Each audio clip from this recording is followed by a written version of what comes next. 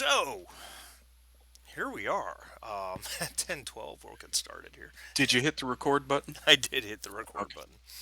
Um, so, you know, not a whole lot to, not a whole lot to really discuss from last week. Last week was mostly just uh, a an interlude, if you will, getting everything together. You guys spending XP and figuring out the next step. You now have a pilot assigned to you, a man by the name of Jonathan Hoi Kwan, who is clearly Chinese, but he speaks very good English, and he has been basically assigned to take you because your mission is becoming of the utmost importance, especially with the knowledge that two Nazi groups are searching for the pieces of this weapon. Um, yeah, your this series of missions has become of the utmost importance. Your plan was to head to British Honduras, um, otherwise known modern day as Belize, Yeah. because of a report of, for lack of another way of putting it, reports of reality seeming to shift or alter around people, leaving them with limited memory of it, which sounded very similar to what happened when you were searching for a bookshop in Vienna and ran into a man named Ernst Prussia, who Khan very quickly came to the conclusion is an extremely powerful magician, sorcerer, wizard, whatever word you want to use, and not someone to be trifled with. So the fact that he is mixed up in this, and is he on his own? Is he with Nachtwolf? Is he with Black Sun? Nobody knows. Um, so that's kind of where we left off. Um, yeah. I don't. Does anybody have anything else they need to do in London before you guys take I off? don't. I think we just geared up, right? So we're all Yeah, I think we sorted through our equipment and got rid of the stuff that we weren't supposed to. And yeah, we had to rebuy some stuff like the leather armor. Right. okay. Yeah, I'm all sorted. So Oh, yeah. all right. Um. So the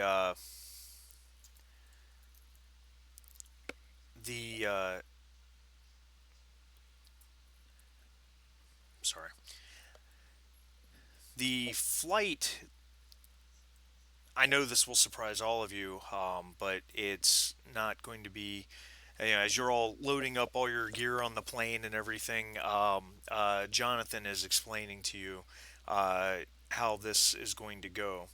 We're going to start with a short hop down to Lisbon, Okay. where we will refuel, and from there it's down to Dakar in French West Africa.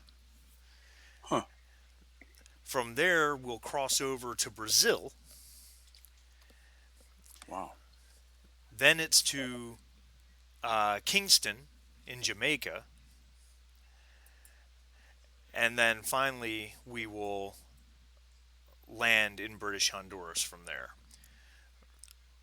What kind of plane is this? It is a de Havilland DH-91 Albatross, Okay. which I All right. surely hope is big enough to accommodate all of you. But that's what they gave me. Yeah, yeah, it would work. Yeah, Okay. a de Havilland Albatross. Yeah, it looks like a pretty typical 1930s airplane. If you designed to carry a handful of people, it's certainly nothing as big as like a DC-3.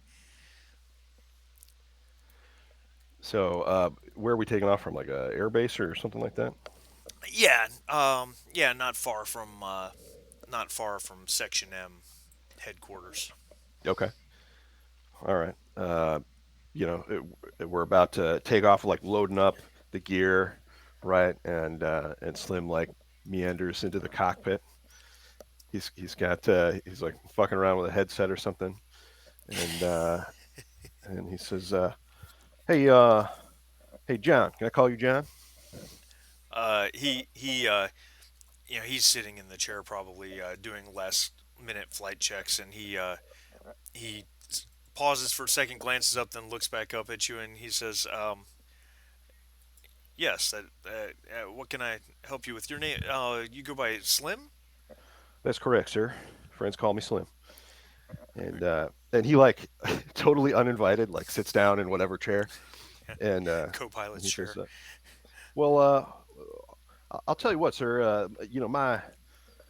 My expertise in this outfit is something of a vehicular nature, and I was wondering if we get out there, a long flight and all, if maybe I could take the stick for just a few minutes, just try it out." He he just kind of looks at you for a moment, and he says, "Well, I suppose that will be all right. Let us we'll get in the air, make sure we have clear skies, and for a few minutes, maybe between here and Lisbon. Of Well, course, I'm I'll happy as I'll a be pig in here shit. just in case." And he slaps him on the shoulder, and then he like disappears through the hatch. He's like, "Guys, guys," and you just hear him fade off into the.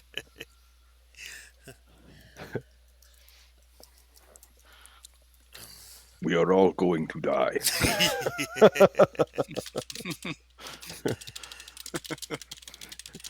That's funny. So the yeah, as everything gets loaded up, unless anyone has anything further they want to do, we'll just narrate this a bit.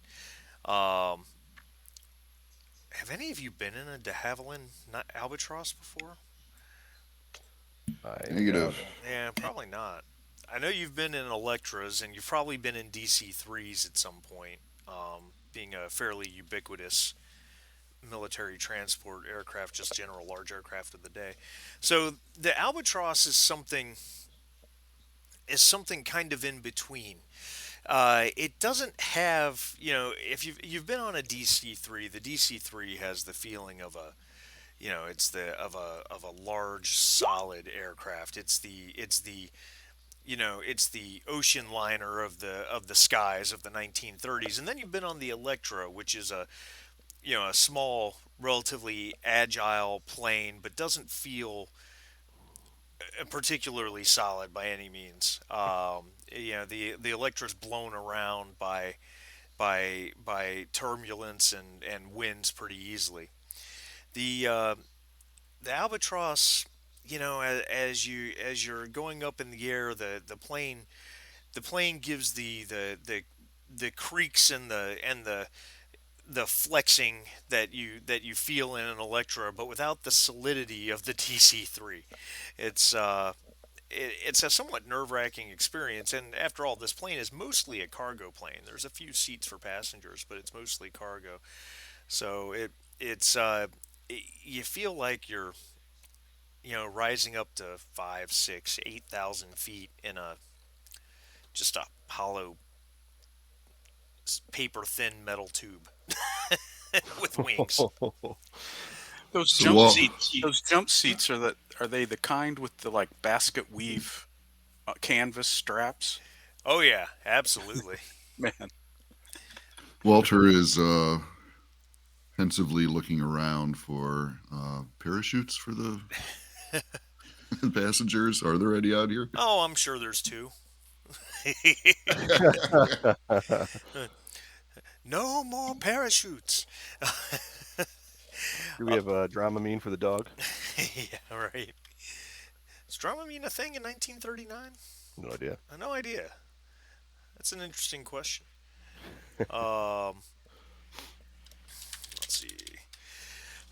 So Jonathan has told you guys to expect that the flight down to Lisbon is not is it's the shortest hop of all of them. Obviously, it's about a 3.5 hour flight to get to Lisbon, Portugal, where they'll refuel and then cross over to make it to West Africa, which is a little bit further, closer to 5 hours.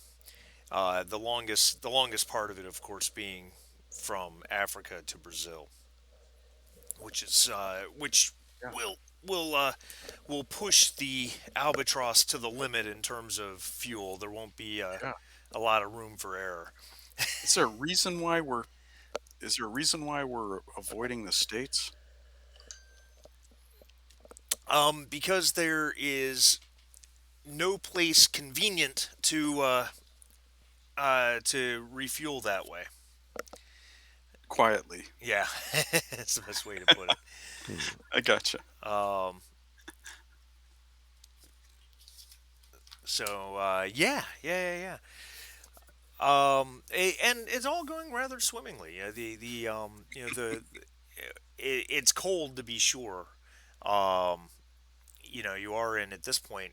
What did we figure we're in? I think we figured we're in December or so. Peop- Um, but the weather's clear. It's a relatively easy flight.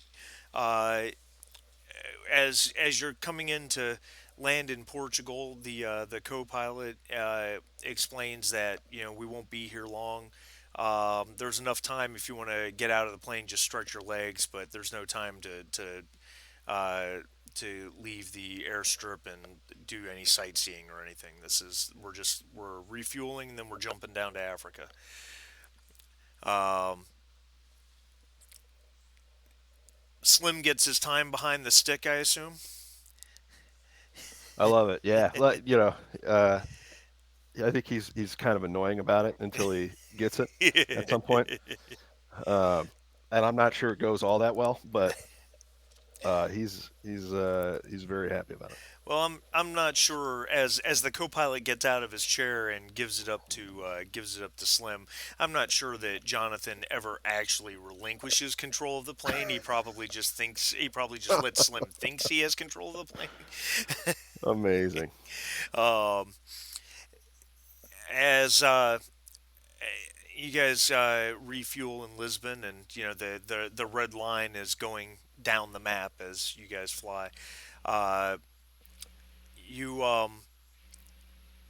you're starting to leave behind the mainland of the Iberian Peninsula, and there's a jolt in the plane, just kind of a quick bounce up and down, and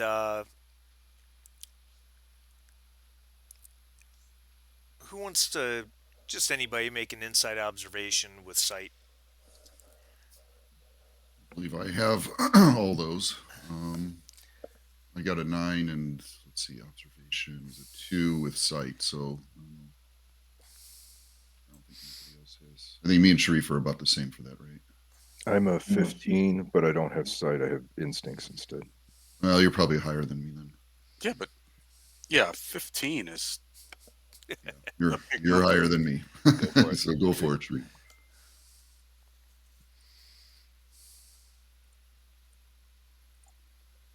Yeah, no problem. Um, Sing, you happen to notice that you guys landed in Lisbon at you know 9:10 a.m. Uh, and you're in the air. You're in the air before noon. So this is early afternoon. It is a, you almost see it through the windows of the plane. It almost comes like a wave. You see the light from outside just dim.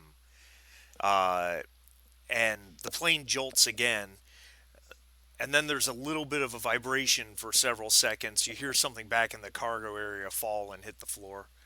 Um, and the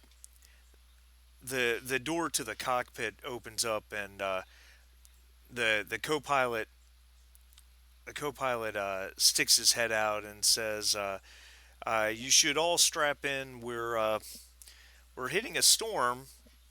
Uh, yeah, just strap in. Let us handle this." And then the door closes again. Well, who else would handle it?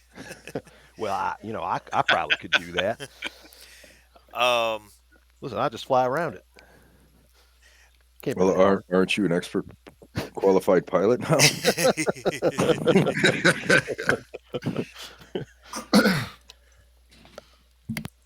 the yeah the have any of your characters flown through heavy turbulence or a storm before? Um, I guess I never really thought about it. I think Slim's been on relatively few planes. I think Walter probably crossing the Atlantic has hit rough stuff on the way to the U.S. back and forth. I would think. All right. I'm sure Henry hasn't flown much. Just since we've been doing our thing. Yeah. His previous excursions out of the U.S. were by ship. All right. Yeah, as far as con goes, I don't know. It could go either way. Mostly, probably not, but um, I'll just go with no. Okay. Um, as as as the light continues to darken in the cabin from the outside, um, it even to the extent that there's almost no sunlight coming through whatever storm you're passing into. The plane is shaking and rattling constantly.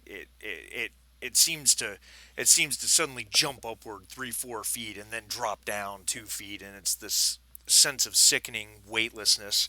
Um, uh, there there's no light coming in from outside. You were it was a beautiful day when in Lisbon when you took off. It's only an hour ago, and yet now it's you may as well be flying through night. Uh, and then there's a flash across the cabin, like a lightning flash, a lightning bolt or flashes through the window, but it's not the bright blue that you would expect from lightning, but rather it's almost got a pale green to it. Um, for those of you that have not flown in heavy turbulence or storms, I'd say that this is probably not a comfortable experience. Um, I'd go. Slim is hooting and hollering. He's like strapped into this I don't know, the what do you call them, the straps or whatever, and he's yelling at around at Sing, and he's like, it's noisier than two skeletons on a tin roof.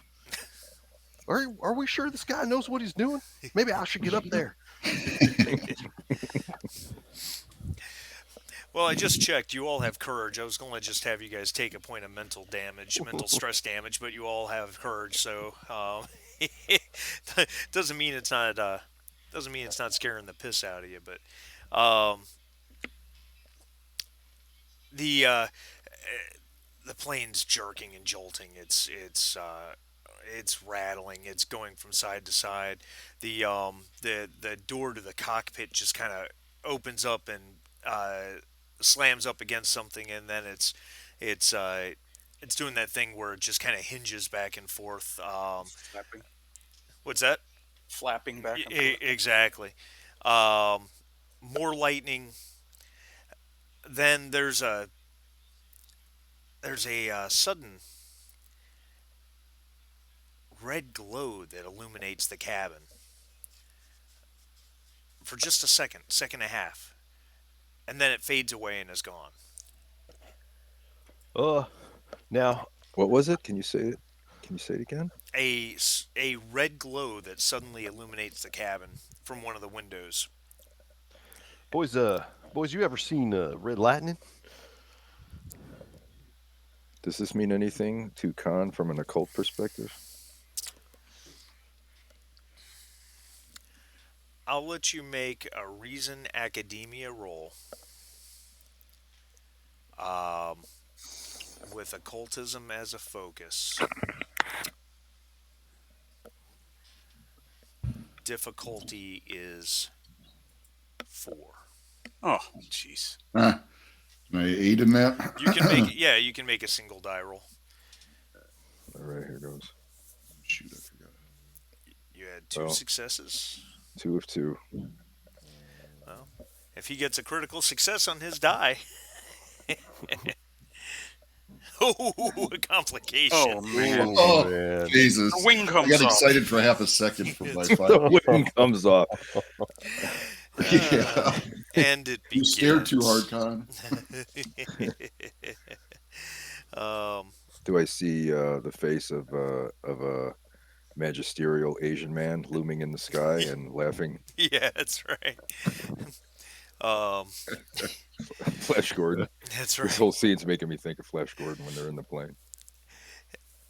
God Yes. and Monty Python. Yeah, so you don't know what it is? No. Yeah. Oh man, Flash Gordon. I haven't seen that movie in forever. Um. Yeah. Yeah. Titus, what plaything do you have for me today? An obscure body in the Sol system, my lord. Yeah. Remember? Yeah. Clytus. Yeah, Clytus. Titus, I'm bored. What plaything do you have for me That's right. today? Hot hail. Hot hail, yeah. All the different buttons lighting up. Hot Yes. hail, lava. I may have to go. I may have to watch that at some point here in the very near future. It's such a great movie. I snuck into that movie as a 10-year-old. Oh yeah. Me and my little friends, man, did like a Mission Impossible, snuck in, and it was just the greatest movie ever. Soundtrack by Queen. Such a great movie. Um. Yeah. So. Yeah. This is quite the harrowing experience. And you can hear Quan and the co-pilot, kind of shouting back at each other. Though what exactly they were saying, you're not sure. Um. You guys, anybody want to do anything? You all holding on for dear life. Your life, I think. Um,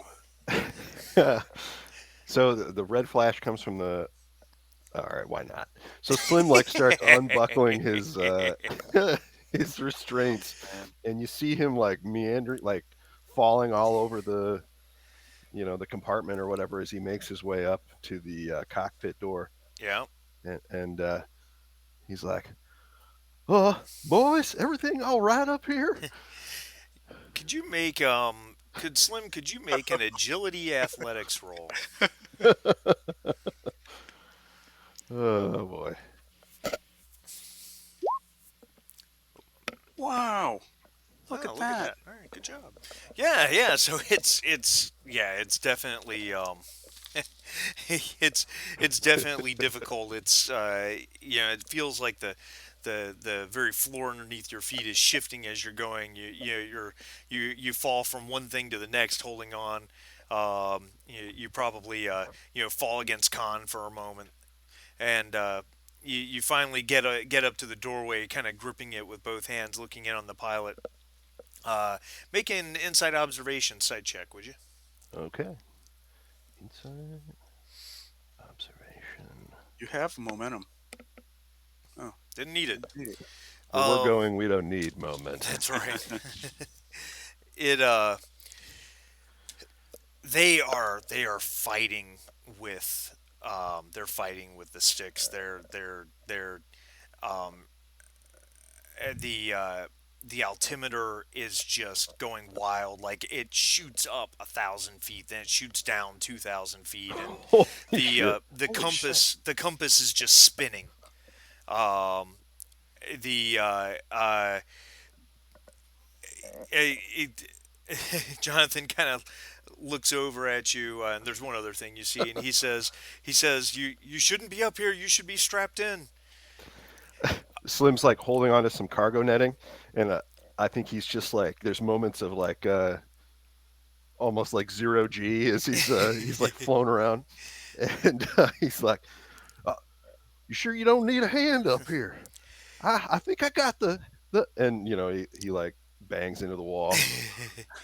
All um, right, I'll just holler if you need me.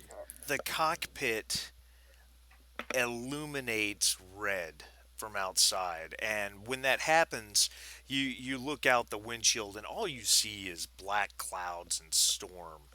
Just that you're flying through. There's rain hitting the glass. There's lightning, for God's sakes. There's green lightning flashing through the clouds, but the red, there is a red sphere of light. Not sure what you would call it, Slim. I don't think you've ever seen anything like it. That's hovering out in front of the plane. Well, I guess not hovering. I guess it's flying with the plane. You're assuming the plane's still flying because you're not all dead. But it's hard to tell because you don't really have a point of reference for size. But it's either it's either maybe the size of a grapefruit and it's only a couple feet from the nose of the plane, or it's really, really big and it's a good distance away, but you really can't tell. Oh, John, what the hell's that thing? He says, I'm a little busy just trying to keep us in the air right now. I don't know what it is. Uh, all right, and I think so. Slim's not really sure what to do. He looks around and he's like, "You got guns on this thing?" He says, guns, it's a cargo plane.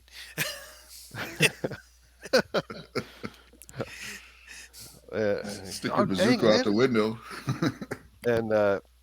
And so Slim begins to try to make his way back down, towards the boys, and he's just like bounced around, and he's going to try to relay this information uh, to them, All right. just like shouting over the turbulence. And he's like, "These controls are as loose as ashes in the wind. There's something out there, boys. Red lights. There's something out there." There's something out there. Where's William Shatner when you need him? Um, and just as you finish saying that, the turbulence just stops. Everything gets very quiet. It's all you hear is the engines of the plane, and you hear the co-pilot shout, "We're out of it!" Um, and Jonathan says, "Yes, but where did it go?" And the light comes back. It's a clear, sunny day again. Slim picks himself off the floor and he looks around and he says, "Well, I was just getting excitable. No problem, no problem." He goes and he sits down and he shakes and he says, "Inspector, I don't like boats. I don't think I like planes either."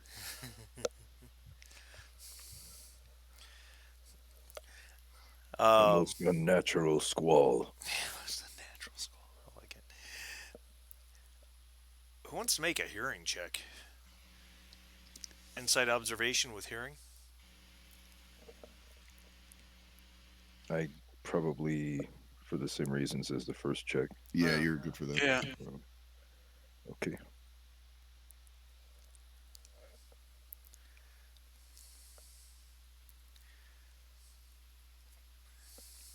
Very good. Um, it was a little hard to hear, uh, but you I up from the cockpit ahead, the door's still open, but Jonathan and the co-pilot kind of kept their voices down. But you heard the co-pilot say something about fuel status, and Jonathan said, "We're going to have to find a place to put down." Well, that's just great. Oh boy. Looking out the window, I mean, are we over land? You are over land. You weren't. You were over water when the Uh storm huh. started. But you are, well, which of course, let's be blunt. When you leave land in Portugal or Spain going into Africa, it's not that far. But this doesn't look like where you're supposed to be. You are flying through uh, an enormous mountain range, and it's cold. It's colder than it was. The but it's huge ancient mountains with uh, green valleys between them. Certainly, no place in Africa you've ever seen. Um, okay, so Slim peeks out the window Yeah. and he says, "Well, that was quick. Is this Brazil?"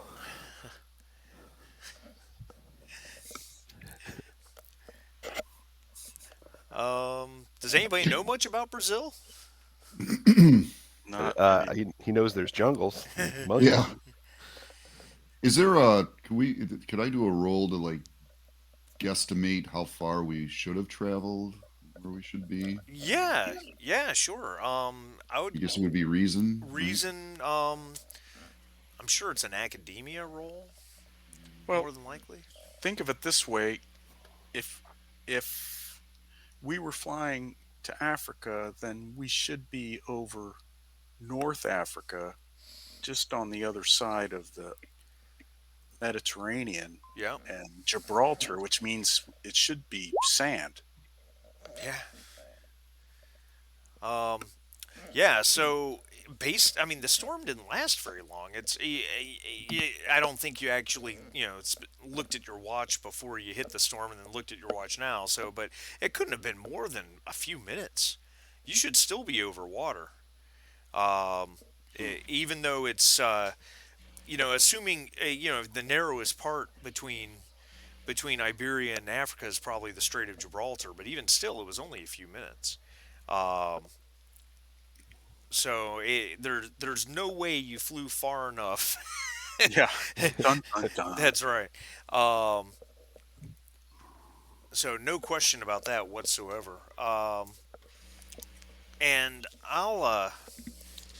yeah, All right. So three momentum. Henry looks at Walter and Khan and says, "You guys are the big brains.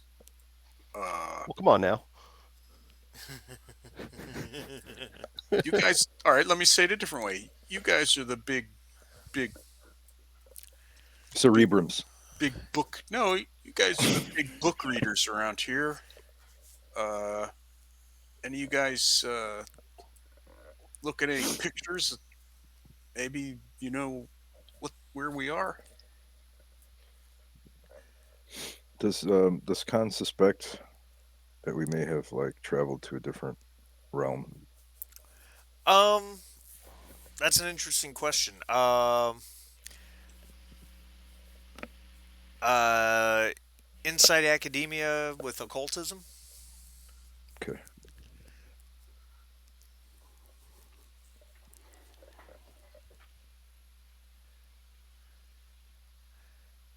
Okay. Um, it's a possibility. It certainly these types of things are not unheard of. It based on your knowledge of these types of things, it's more likely you're still on the earthly plane, just somewhere where you weren't supposed to be. If that makes sense. You guys hear the co-pilot say, "What about that valley up ahead?" And Jonathan says, "That could work." And then he shouts back, "I have to land the plane. We're almost out of fuel. There's a place up ahead that I should be able to land. I need you all to strap in and hold on." Khan will say to the others, quickly, before we get too low, cast about for landmarks. Uh, and Khan will look out the window to try to figure out where they are. Um, good. Con, insight observation. Um,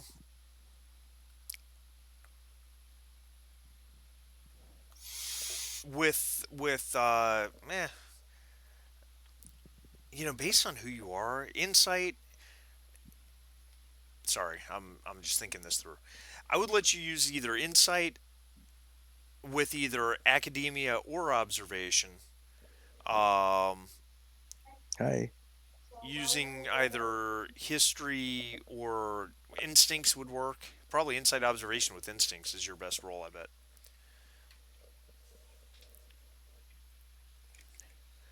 Um, And we've got one momentum, right?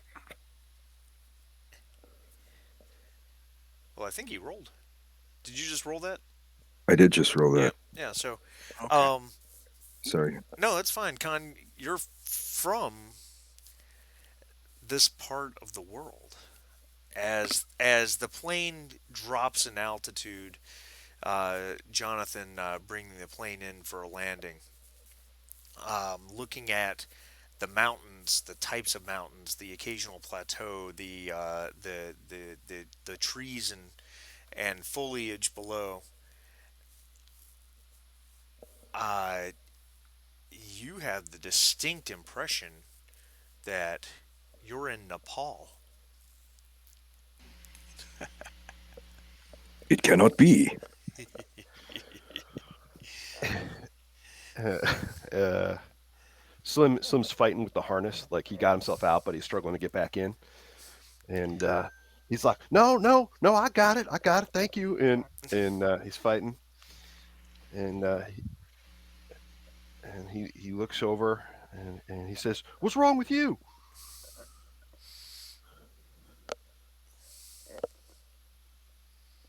Sorry, I was on mute. Oh, Yeah, Khan just says, I believe we are 10,000 miles off course. and so like Slim is like still Not struggling to get this 10,000, thing but flipped, 5,000. I don't know. Yeah, I was gonna say I think that's a lot. and he's struggling to get it 4,000. flipped, and he says, "Well, not to disparage anyone, but next time we take one of these flights, how about I'm in charge?" He flies for 5 minutes. He's already like, I could have done a better job.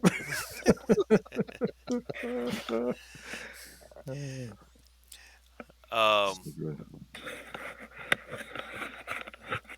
all things considered, with the recent experience, the landing goes very smoothly.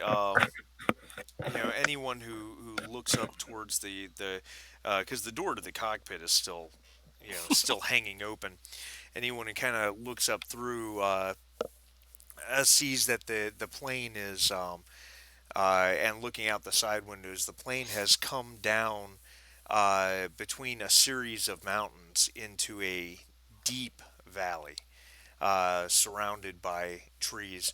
There's a lake in the middle of the valley, a rather large lake that with a mirrored surface, and next to it is a long, wide strip of dirt. Um, Seems kind of strange that there's just this How random convenient. airstrip out here. And as you come in for the landing, and Jonathan puts it down pretty well, pretty easily, and starts to bring it to a stop. He calls out to you guys. We've landed. Uh, Not quite sure where we are, but we probably only had a we probably only had 100 miles of fuel left. I don't know what happened. All our fuel is gone. All right, Slim gets out of the harness and begins to collect his bag, and he's like, "All right, gentlemen, well, I don't mean to be offensive, but I think we need to eat Luca first."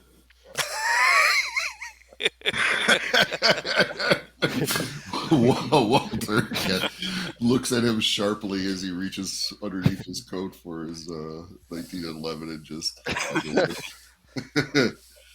Well, Doesn't it's a say a jungle out word. there, sir. I'm just trying to keep us alive.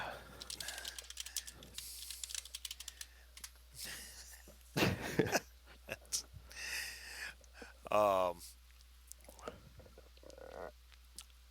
yeah, as you guys as he brings the plane to a stop, you guys look out the windows and whatnot.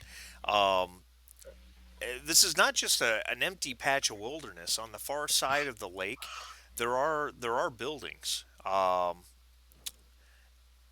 They're seem to be mostly made out of stone, relatively rectangular in their architecture. They're kind of built into the side of the mountain with steps leading up to them. There's as you look, there's people out there. They're dressed in uh, they're dressed in the what would be considered the typical. I guess sorry, Khan's probably more familiar with this than anybody else, but they're dressed with kind of the typical Tibetan clothing. All right, I take it back. We seem to have been extremely lucky. How far away are the buildings and the people? Well, it's on the other side of the lake, so it's it's a good. Then the lake isn't huge, but it's Like Lake Geneva, maybe size of uh people? yeah, probably in that ballpark. That's actually a Okay. very good way of putting it. Okay. And we're on the other side on the dirt strip. Um, there's mountains all around us, or is Yeah, there like so in front, back, also? So it's almost like yeah. This valley's like sunken in, right. surrounded by mountains. Well, I suppose I won't need that mosquito netting I brought. Yeah. What's the temperature like? It's cold. It's Like cold. below freezing, or No, no, but it's probably it's probably somewhere around 10 degrees Celsius. and this is all like um, above the tree line vegetation. So we're not Yeah, the canopy of the trees in this valley are not particularly tall. Most of them aren't more than 20 or 30 feet tall. and then they cease as the mountains go up Correct. pretty Yeah, yeah, quickly. yeah. The mountains start to get rocky and craggy. Yeah. Walter would like take a peek at the altimeter. It reads zero. So we're on the water in the What? ocean. Uh, Okay. The plane comes to a halt, and Jonathan and the co-pilot unstrap, and he says, "Well, we're here wherever here is. I need to check the plane for damage. I don't know what we're going to do for fuel, um, but I suppose while we're doing that, the four of you can try to figure out where we're at." um, Slim says, "You think those people are hostile? Should I load up?"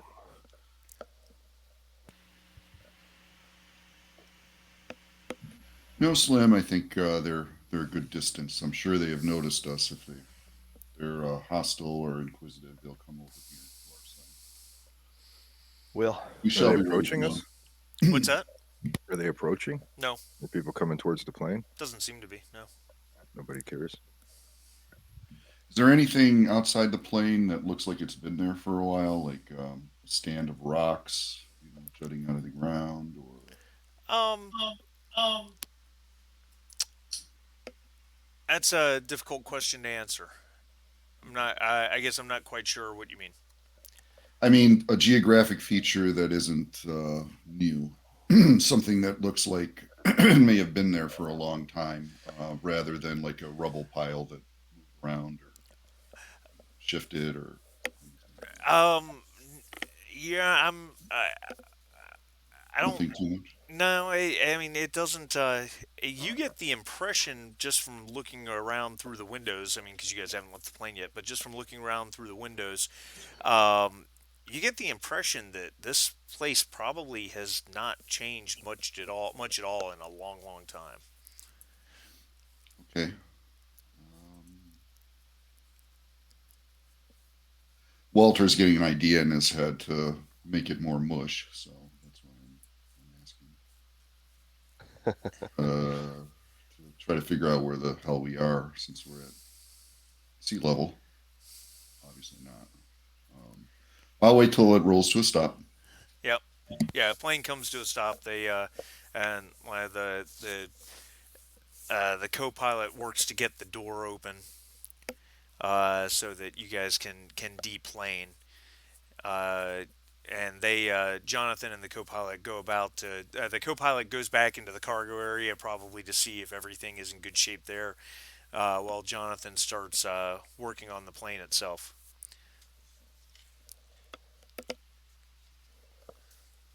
So safe to disembark.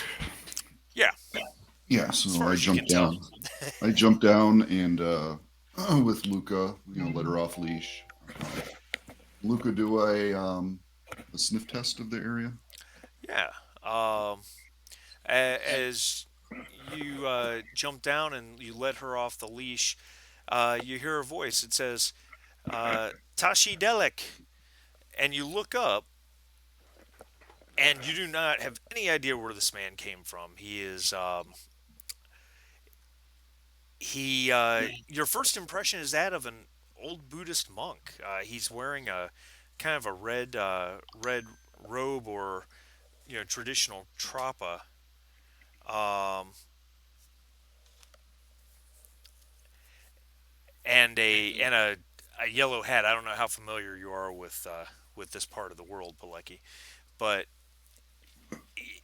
he wasn't there a moment ago. At least you're pretty sure. And in fact, as you look at him when he says that, you see a series of paved steps behind him that go up and disappear into the tree line. Huh. Uh, can I still make that roll? Just to see if she thinks anything is Yeah, threatening. yeah, yeah. Go ahead. Very sure what else. So this would be insight, observation, smell, and taste.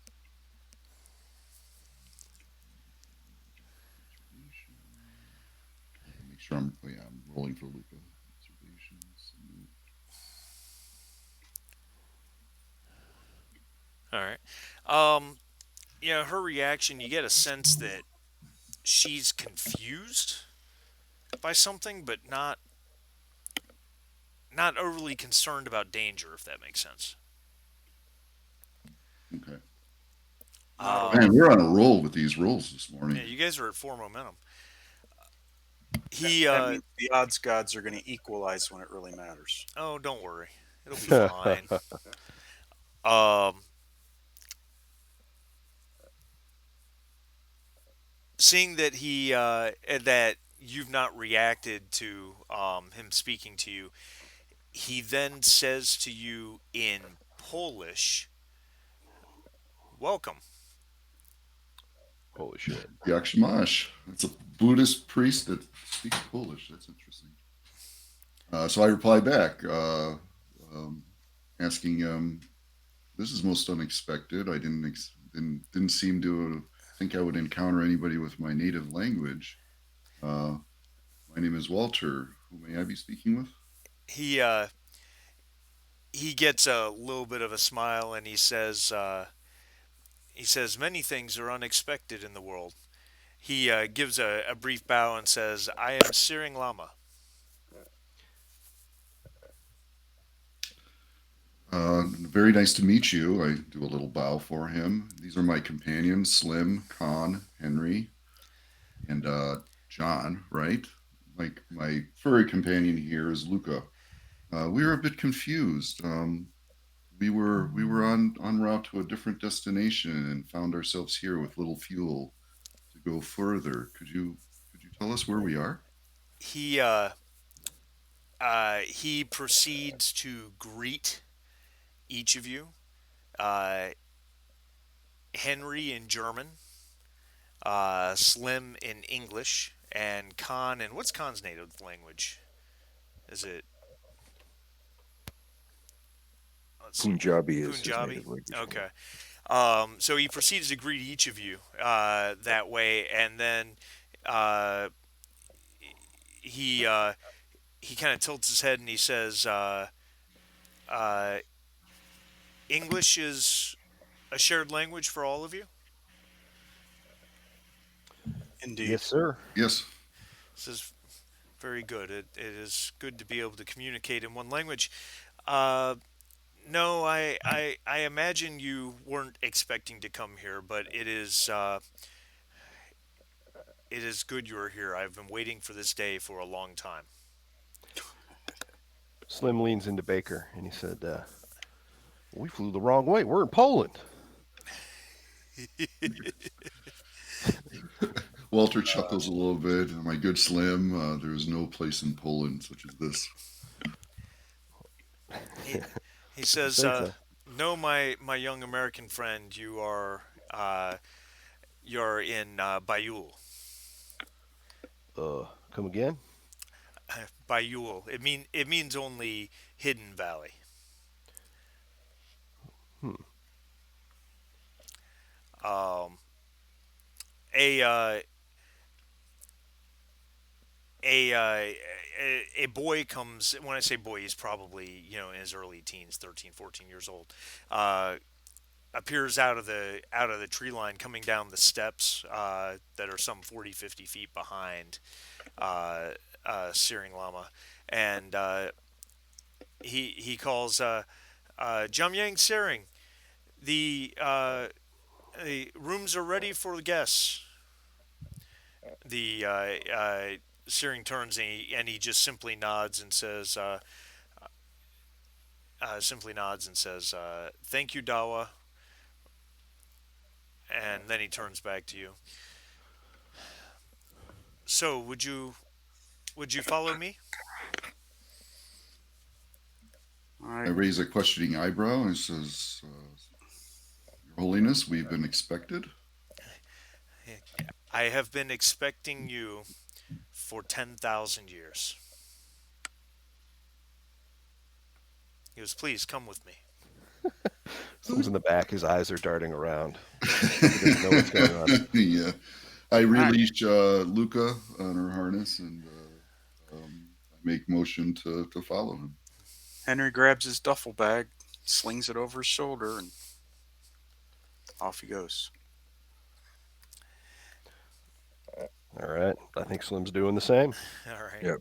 So is Khan. Um, he turns and just starts to walk away. He reaches the steps, the stone steps, and starts climbing. Um, the he's wearing red Buddhist robes. And you notice a number of other things about him. He seems to have some sort of series of beads or rosary or something along those lines around his wrapped around his wrist, and he he's walking. As he starts climbing the steps, you realize he's walking with a staff that wasn't there before. He didn't have it, and it seems to be of a polished wood. There's a bone carving at the head of it. It's topped with a bone carving that looks like an eagle, perhaps. And as you're all climbing the steps, and it's most tiring. In fact, I'm going to need everyone to make a roll of. Let's see here. Where is it? Why can't I find it? Why can I never find things when I need them? Control F should I be. think I should take ownership of the fact that Slim is very clearly encumbered during this mountain walk Nice. because he's carrying all the stored gear. Oh yeah, no doubt, no doubt, right? So this would be a brawn uh, with resilience, fortitude, focus if you have it. Difficulty one.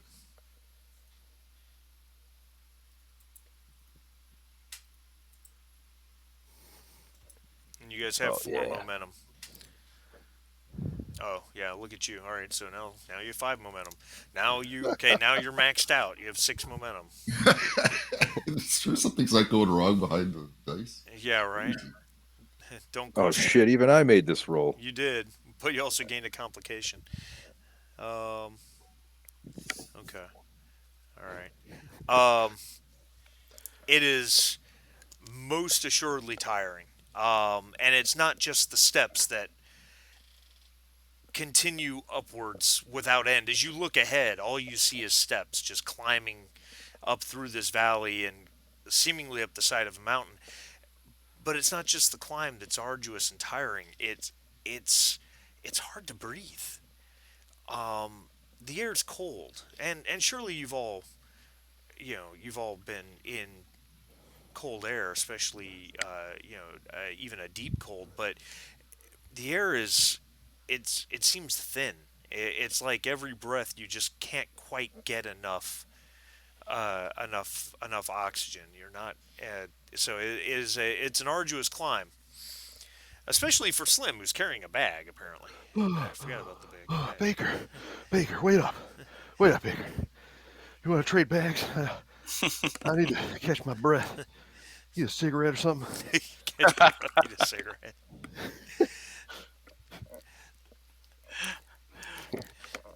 Uh,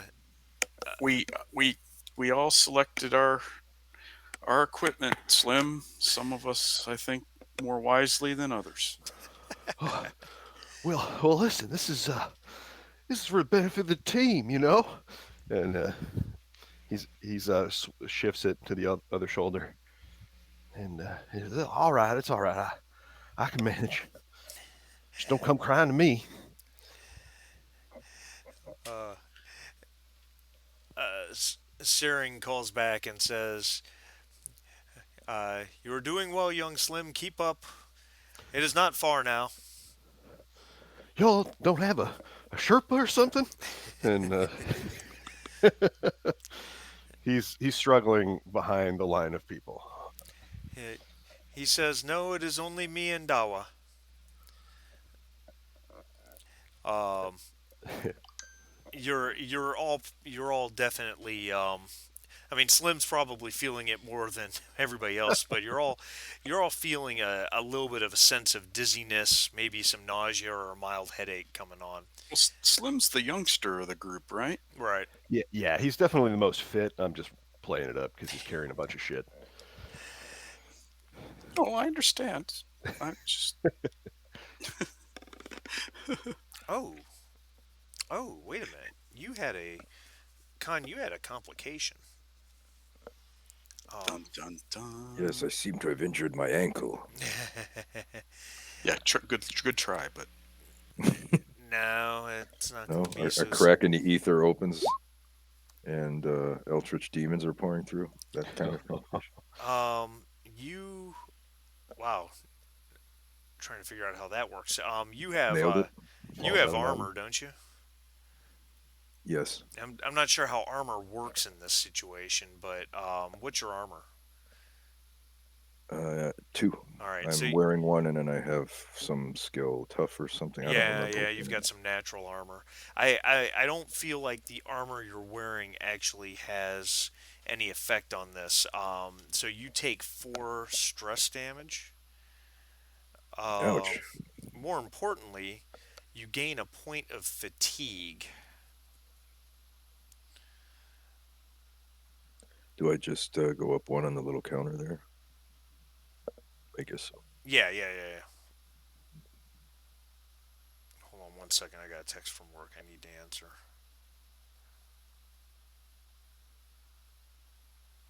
So Don't they know he about Thursdays over there? Yeah, exactly. Um, yeah. So as you're climbing up these steps, Conwell, while you overall you seem to be handling it better than Slim, you do at one point stop and have to cough and something comes up. As you kind of spit that out, it's kind of a pink foam with a glob of something in it. I've been here for 5 minutes and I've got altitude sickness already. Well, this is not good. What should we do? Slim extends 2 fingers with a cigarette. This will give you a little pick me up. Well, Yeah, smoking will help definitely. Khan has to go back down the mountain. He says no. The Syrian calls for no, no. Keep coming. We're almost there. It'll all be fine. Is there any? I don't know if first aid could apply to this to stabilize him enough to get up the mountain if it's a risk. Um. Well, first aid's more for use in the case of an actual Yeah, wound or a injury per se. yeah. There's nothing there that would probably help him. Can we use the catch breath action to remove stress Yeah, from? yeah. Okay, You can do that. so catch breath, and of course, Slim has his talent, a stiff drink. So he's got the cigarette dangling from his mouth, and he pulls out his flask. He takes a sip, and he says, "Come on now, Inspector. This will get you straightened out." That is not the accepted cure for pulmonary edema.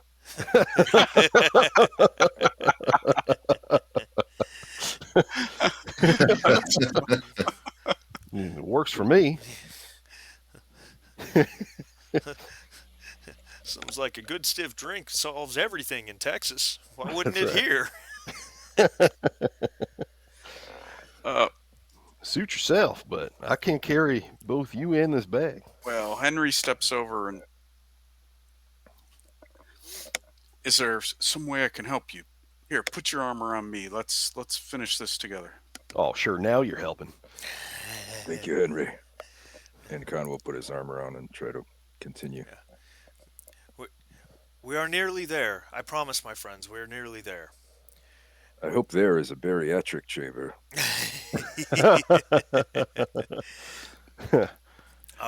As as soon as you say that, the steps come to an end.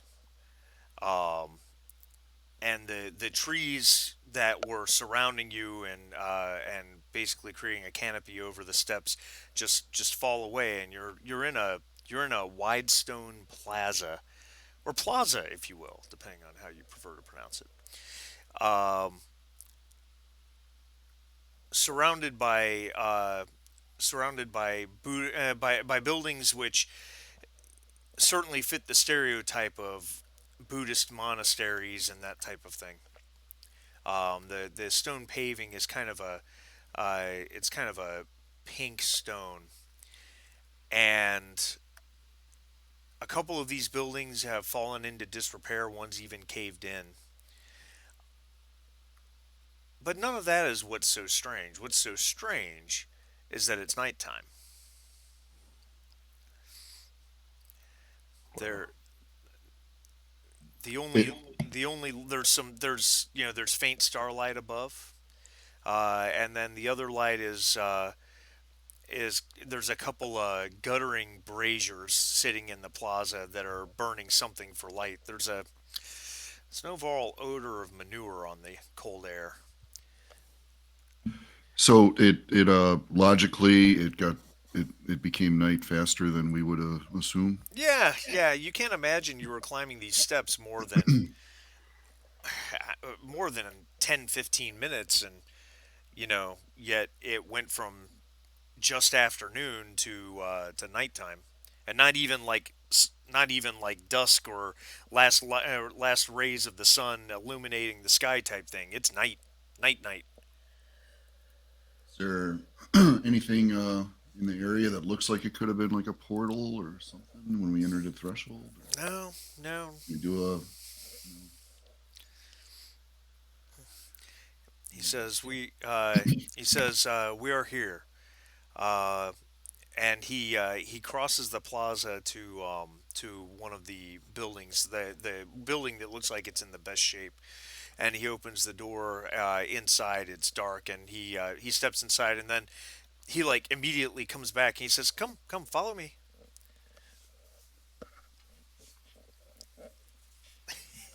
I Uh, follow. yeah, we follow. When the PCs are like, what else are we supposed to do? Are we sure we're all not going to die? Hey, He seems really nice. when you're in the funnel, there's nothing else you can do. Yeah, Slim struggles in, dragging himself, the last one of the crew. As you cross the threshold into this building, it's actually a rather it's a rather large room inside with a couple wooden columns that go from the floor to a ceiling well overhead, disappearing in darkness. Again, there's not a lot of light. There's a couple braziers in this room that are burning something foul smelling, and there are 5 rugs set out, 4 in a row, and about 10 feet away is a fifth one. And he motions at the rugs and says, "Please," and he moves over to the fifth and kneels down on it, facing the other 4 rugs that are laid out on the floor.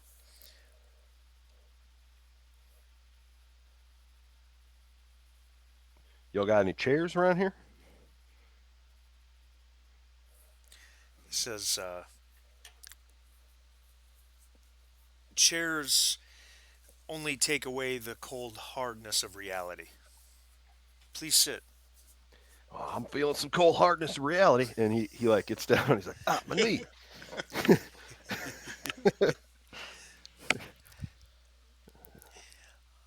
Um,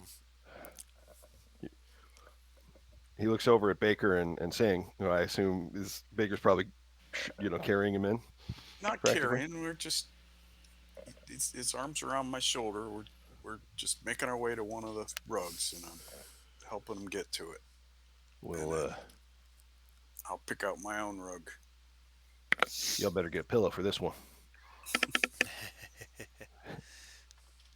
Henry's not too enthused about getting down on his knees either, but it is what it is. the a- as you all take your spots on these rugs, the the boy appears out of the darkness from the back of the room, and he's carrying a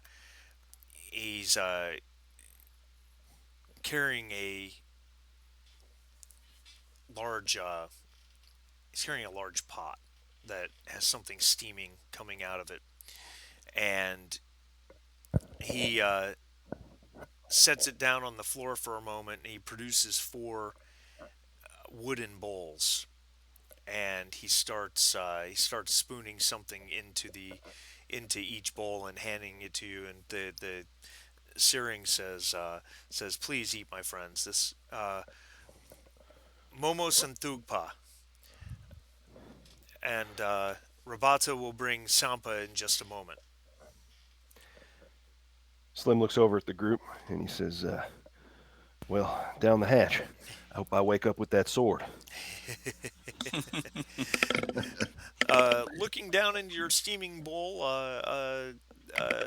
Slim, it Mhm. looks like, frankly, it looks like some sort of vegetable noodle soup with dumplings.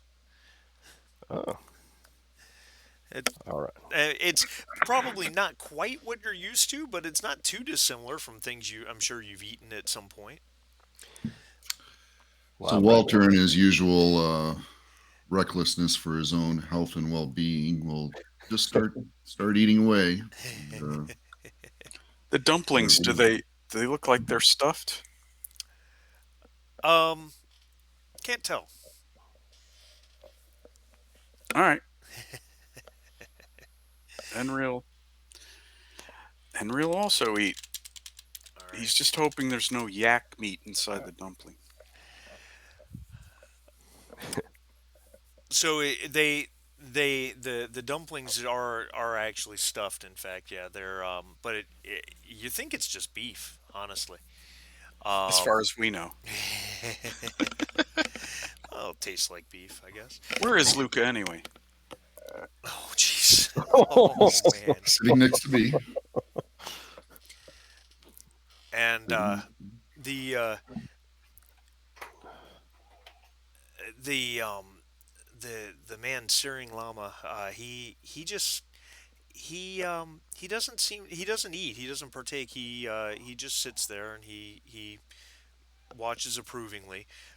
A moment later, the boy returns and he brings in some bread. It's this it looks like it's kind of a black crusted bread. Um,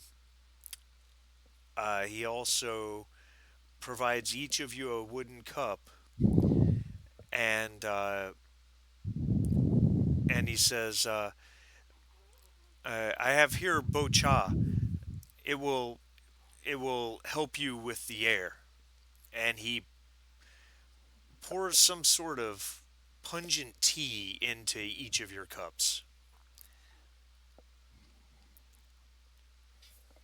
Hmm.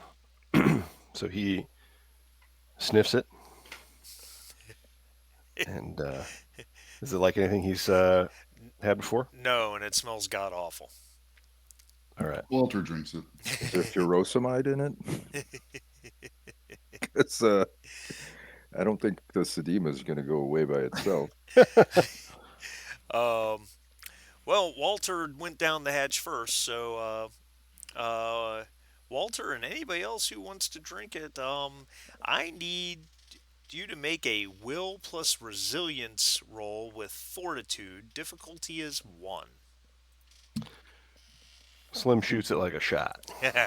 Of course he does. Will plus resilience and what else? With fortitude as the focus. And if anybody wants extra dice, you guys have 6 momentum. You're maxed out. Nah.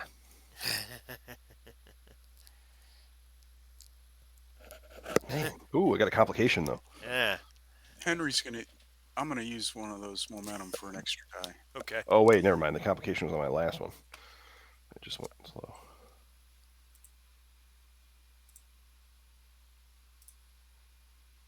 Oh, wow. It's a good thing you did.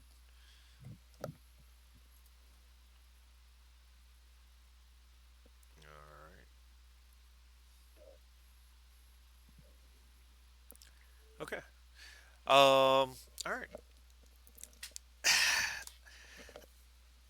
So you're not sure what this concoction is. It is, but it is god awful. Um, as you're drinking it, you have to avoid gagging. It's you definitely taste butter. Um, Perhaps salt. It's very hot. It there's hard bits in it. Ooh. Uh, and as you're as you're drinking this, he the priest says, "Yak butter tea. It is good for the lungs."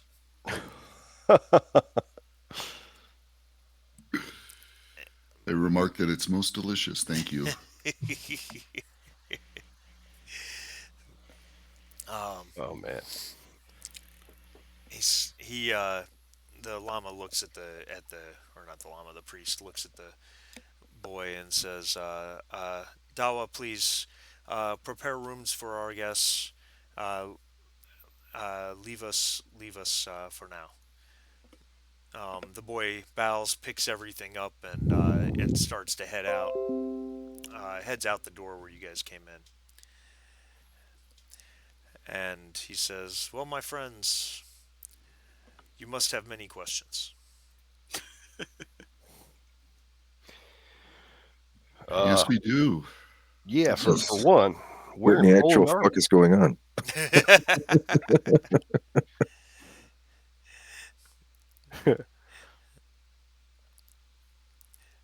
Slim So looks around.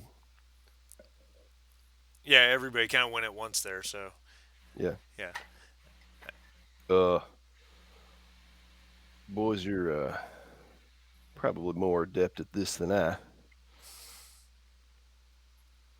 Your Holiness. Could you tell us where we're at? We're very confused about our location on Earth.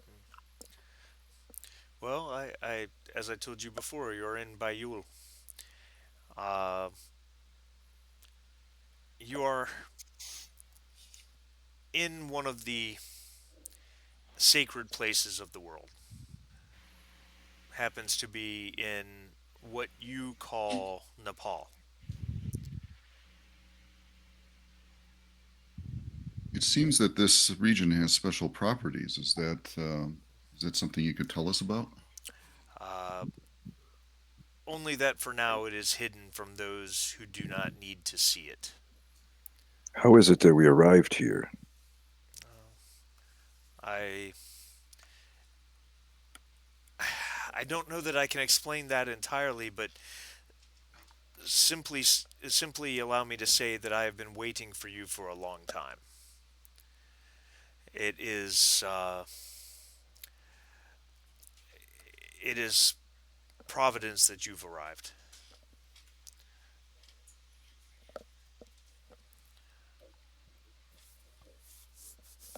Well, why are we here? You got yourselves a German problem we need to take care of?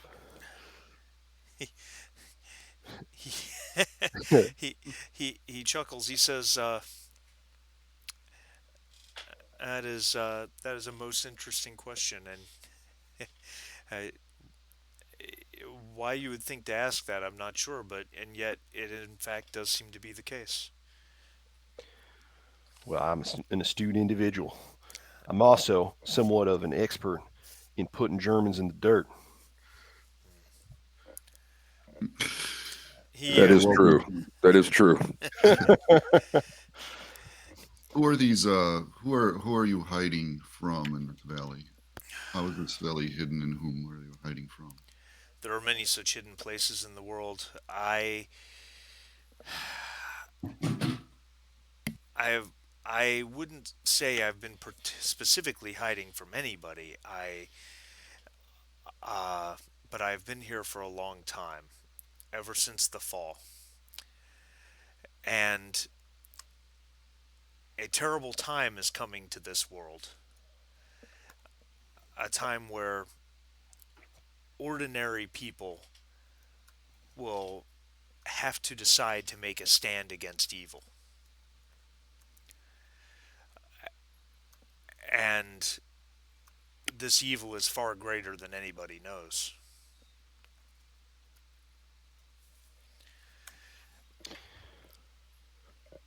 Well, you have found yourself a group of gentlemen who specializes in that very thing. Just point us in the direction, and I'll take care of her. Yeah, more of the soup.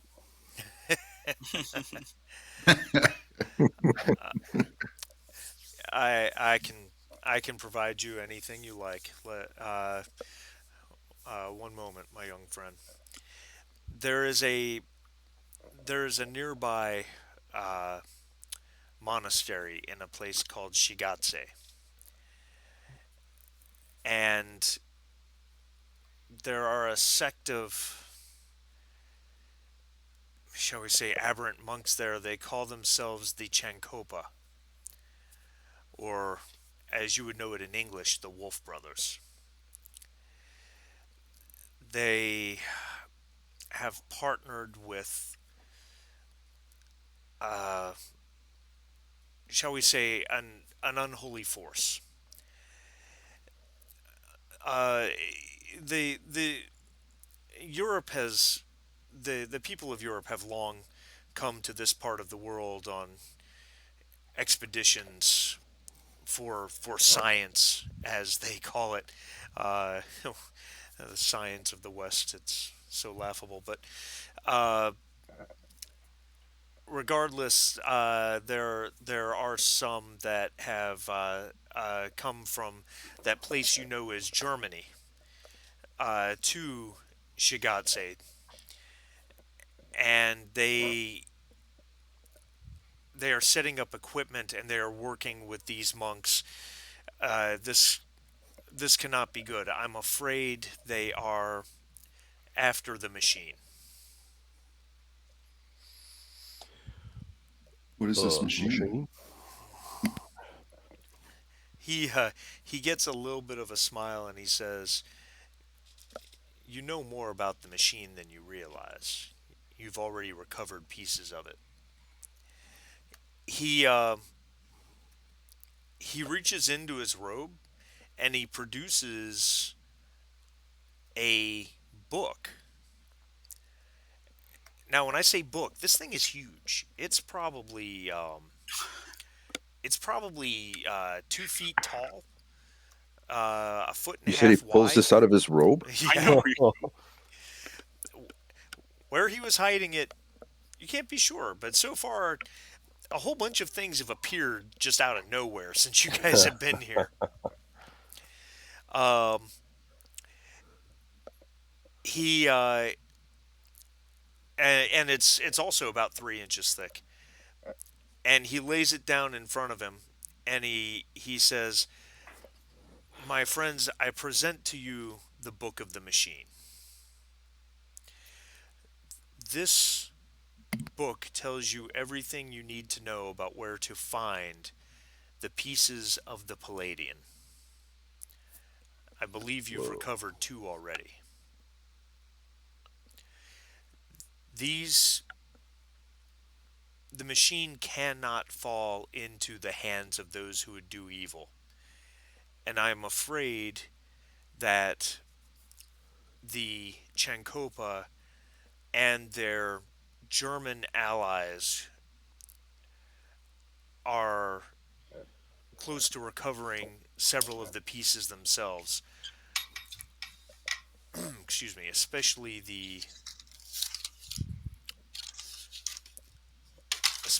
the weapon. I will give you this book, Cool. but first Huh. you must go to Shigatse and stop whatever it is they are doing there. I believe they are erecting what you call a radio tower. Such a such a barbaric means of communication, uh, so that they can transmit everything they find back to their superiors in Germany. This cannot be allowed to happen. In fact, if at all possible, their entire that entire monastery needs to be destroyed. But uh, that might be beyond your means. I'm not sure. Well, Slim here is pretty destructive. And what of the I monks? appreciate that, Baker. The monks are an aberration. They believe themselves the heirs of Atlantis, and they are no such thing. They are they they are evil and twisted, and they cannot be allowed to recover the any of the artifacts, no more than their friends with the wolf paw emblem. Forgive me for saying so, Holiness, but you do not speak as other high priests of the Eightfold Path which I have known in the past. He gets that smile again for just a moment, and then it disappears. And he says, "You're most observant, Mr. Singh. I The people here know me. They call me many things.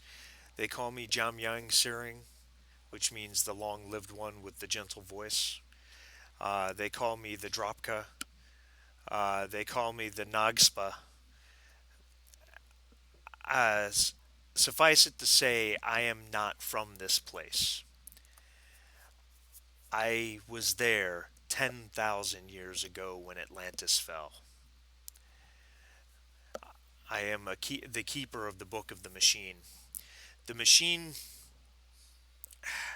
I am not certain, and the book, you can read more about it at your leisure once we have defeated the monks. But it is possible that the machine itself caused the fall of Atlantis. But Regardless, when the tribes of Atlantis left and moved into the world, each took with them a piece of the machine, and it was known that the machine should never be united. It should never be put back together. At least, certainly not for in the hands of those that wish to do evil. I believe that the if the machine is completely assembled, it could bring about the end of this world, regardless of who uses it. Neither here nor there. We know that the Germans can't have it. And then he looks at you. He looks at you, Baker, and he says, "No offense, sir." None taken. We're on the same page on this. He says, We've "An interesting expression."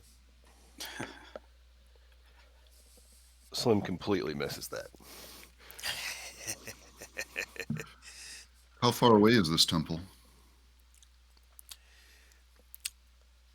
He cocks his head for a moment. And he says, 700 miles.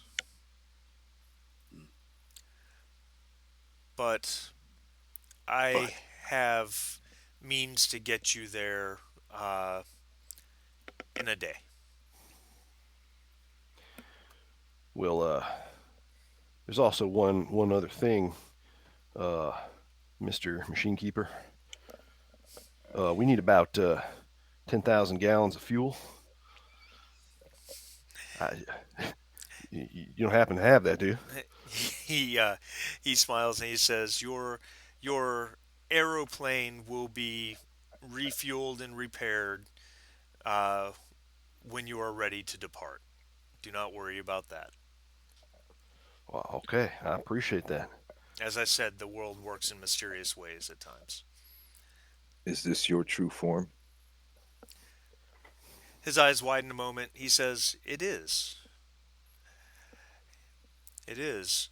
However, what you might face in the veiled monastery, you may not be seeing its true form. The uh, the Chankopa, as I told you, they are aberrant, and I don't know what powers or forces they summon. So be prepared for that. When was the last time someone encountered them, and what happened? Uh, Fortunately, they do not know how to find my valley. Otherwise, we wouldn't be having this conversation now. Uh, I understand that they were they are being seen out in the world. I believe that here recently there was one in Rome. Fortunately, he arrived too late. You had already found the Clypeus. Clypeus? Clypeus? I don't think we figured out how that's pronounced. we never did. But we have My Latin's very rusty. but we have top men study. Who? Top Top men. men. That movie is so great. Um, Gosh. Uh, they their German allies are no doubt asking them to come out into the world to help them find the pieces of the machine. I do not know how long we have before they find it, but they cannot be allowed to communicate easily with their masters in Germany.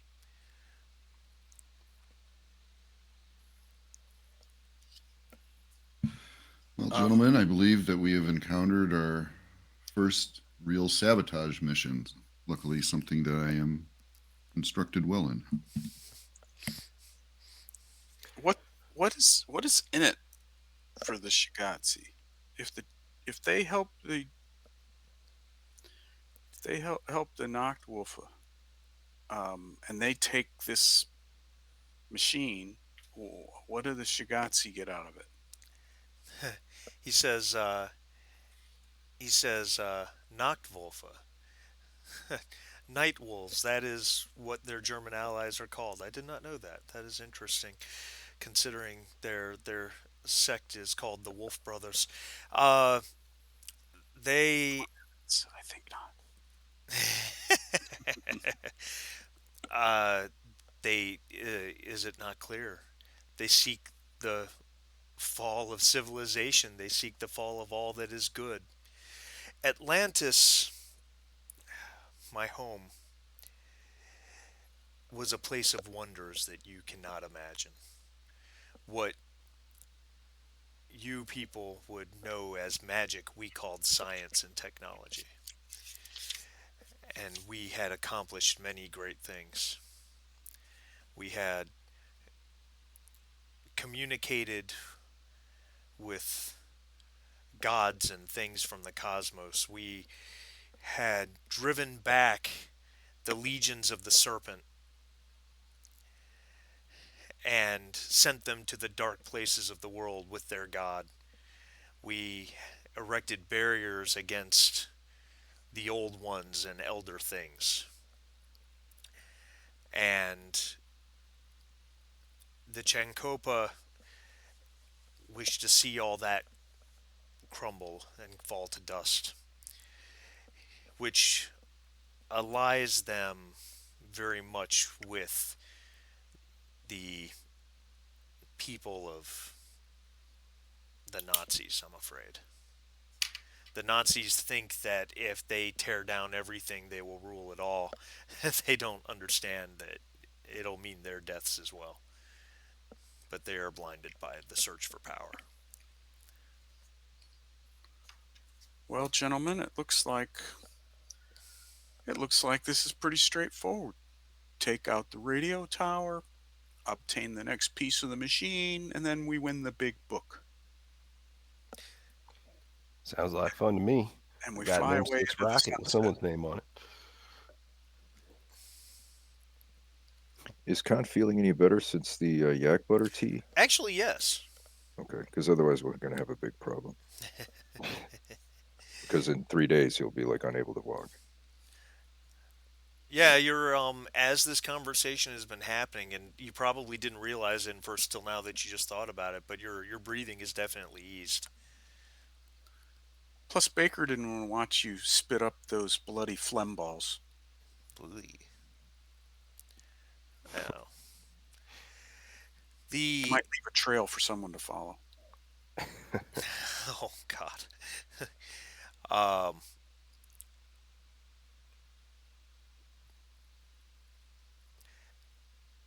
it's it is also very important, and you probably have some experience with this already. You must be very careful with the pieces of the machine. Our our technology, there was something about our technology that I still don't fully understand that makes people desire it, covet it. It is powerful, and you will feel its power. It will try to make you covet it. It is important that it only be handled by the most strong willed among you. It is only a matter of time before it tries to make you do its bidding.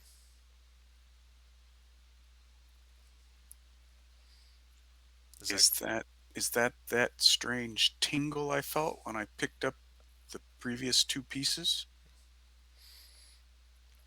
he he nods and he says, "You, Mr. Baker, must be a man of iron will to have handled two pieces directly. You felt no need to own those artifacts or whatever power they contained." No.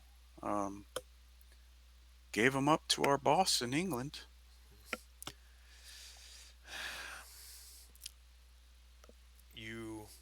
should be careful as to how many more of the pieces you provide your bosses in England. I'm afraid even men of the best intentions may be corrupted, and the machine cannot be assembled. And where do you suggest we deliver these pieces, if not to our bosses in England? I'm afraid I don't have an answer for that. That'll be something you'll have to uh, determine yourselves. But I'm afraid we are, to quote a Western saying, getting ahead of ourselves. You have some time before you have to make those decisions.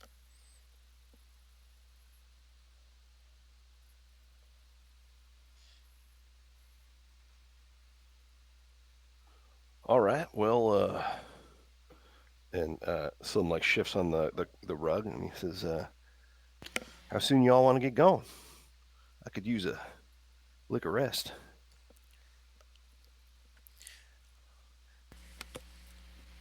Yeah, I believe it's best to prepare. Get some sleep and Yeah, get on it. yeah. Searing nods and he says that is most wise. You should certainly get some rest. And tomorrow I will have two gifts for you on your journey. Nice. Cash and prizes. We haven't even There we done go. anything yet.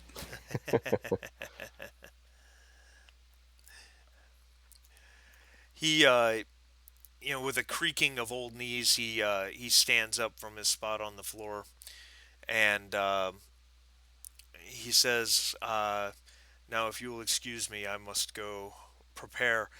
On the far side, he points to the exit door and he says, "On the far side of the plaza, you will find another uh, building uh, that Dawa has prepared for you. There should be some places to sleep there, and I will see you at some time tomorrow."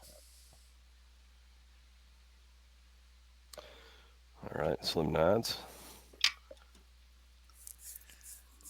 All right. All right. Um, What when he leaves, Slim looks around and he says, "What do you think, boys? Think we can trust this guy?" do we have a choice? Suppose not. But They'll make he it. wants what we want. So That's fair. for right now, I guess he's on our side. Khan, you're looking much better. How do you feel? How does Khan feel? Khan's feeling pretty decent. Yeah. Can should I remove this damage and fatigue? Yeah, you can remove the damage. The fatigue, you have to make a roll when you sleep to see if that goes away. Okay. What Okay. should I roll? That would be. Hold on 1 second. Oh, Oh, is this a new mechanic? Is this a new mechanic? Have we gotten rid of fatigue before? oh Or did yeah, we wave yeah. hands at it? Walters had Oh, to do that okay. before. Except I'm not in the right spot on my flash drive. Damn it! Why did I even have this open? Shit. Bear with me 1 second. I'm sorry. Um, there we go.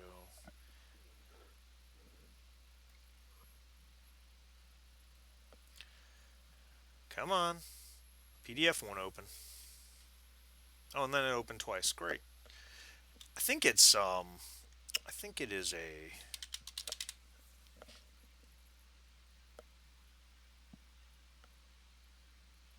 There we go. Where is it? I should have had this ready. I'm sorry. And you'd think as many times as Pilecki's had to do it from draining his brain, I would have remembered how to do this. Um, where is A character can remove fatigue with a brawn or will plus resilience test, difficulty 1. Thank you. Yep, there it is. Of course, I find it as soon as you say Brawn, it. or what was it? Brawn with resilience, difficulty 1. Yeah, brawn or will, whichever's better. Oh, I will definitely pick will. Yeah, And resilience was the skill. correct. Yeah. And No you, focus, I presume. I don't have any anyway, so it's fine. oh yeah, and you do have. Ah, failed. Well, you're gonna hold on to that point of fatigue, I'm afraid. So how Um, much momentum I should have asked? Because I need to get rid of this. I guess it's too late now. yeah, unfortunately, you've made the roll. I was going to say before you rolled that you had 5 momentum if you wanted to buy more dice, but I guess the next day we'll have to do it. yeah, that's fine. All right. Um, Boy, we might have to spend a day lollygagging around here so that you can try and sleep it off again. Okay, I guess we're gonna. Well, Henry's gonna start walking towards the door, towards the sleeping arrangements, unless any of you guys want to discuss anything now that we can't discuss in the morning. Nah, I could use some shut eye. I'm not sure All what right. else there is to do in this village other than drink this yak piss. Yeah. He's got a kidney stone or something. um, all right, all right. So you guys just turn in. Yeah. Correct. All right. Um, so you guys, no one wakes you up. Uh, no one wakes you guys up in the morning. You kind of just wake up on your own, feeling rather rested, though kind of still fatigued, unfortunately. Um, in the room with you laid out, and each room, and I kind of bypassed this. I'm sorry. To call what you had was a bed was really not accurate. It was really just a series of blankets, basically a bedroll on the hard floor. But it got the job done. I mean, certainly you've probably slept in worse situations. And when you awaken, set out next to all of you is a set of clothing, um, woolen breeches, knee-high boots, gloves, a fur hat, a fur-lined hat, and a long red belt. Um, the Yeah, that's what you wake up to. There's Warm no, weather gear. yeah, Cool. pretty much, yeah. Traditional Tibetan, shall we say?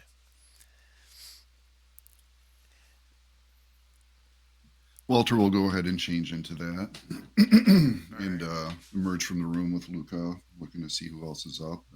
Yeah. Henry will too. Of course, he's got to figure out where he can, you know, got to put his revolver with his suppressor and cigarette lighter, climbing equipment, his burglar tools, his fighting knife. He's got to work to get all that stuff secreted away in this. Secreted. Ugh. Um. Slim emerges from his room in native Nepalese stuff with a flak jacket strapped over And a cowboy hat. And and a cowboy.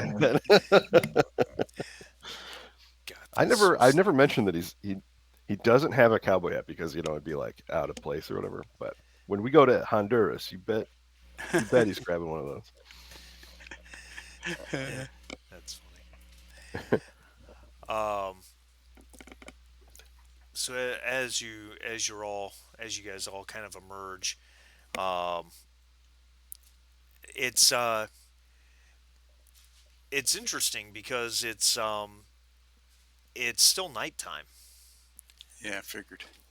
Uh, and the old man is there. He's still wearing his. He hasn't changed his clothes, but he also has with him the boy Dawa, and Dawa's dressed the same in the same type of clothing. And when he sees you, he smiles. The old man smiles and says, "It's Hey, if he could, if the boy one day becomes a priest, then he'll be the Dalai Lama. oh, Oh God.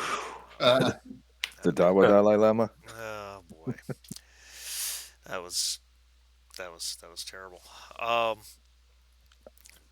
Dawa, he motions at Dawa and says that Dawa is going to guide you to Shigatse and the Veiled Monastery. He knows the way. Um, and you see that Dawa's dressed in the same type of clothing you guys are. He says it will be an unnerving journey, but trust all will be well. As Unnerving. What do you mean by that? he he looks at you and he says, "My young friend, you don't strike me as one who handles mystical things well." Well, I have nothing to say to that. he, he's, he says, simply trust that follow Dawa, and all will be well in the journey. Slim pulls out the amulet and he says, "I'm protected, sir. I can handle it." He says, "Well, that is good. I have yet more protection to offer you."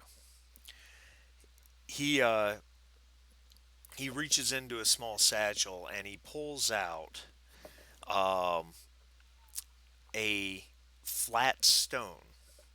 Well, it's he pulls out a it's out really he pulls out a leather thong, and at the end of it is a flat stone that is painted somewhat unnervingly like an eye.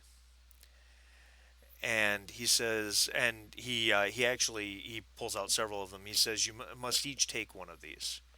It is needed for the journey. I like this. It's a very common motif in Tibetan Buddhism. Mm. Slim nervously takes one and he looks over at Singh and he says, "It's all right by you. I don't know anything about this stuff."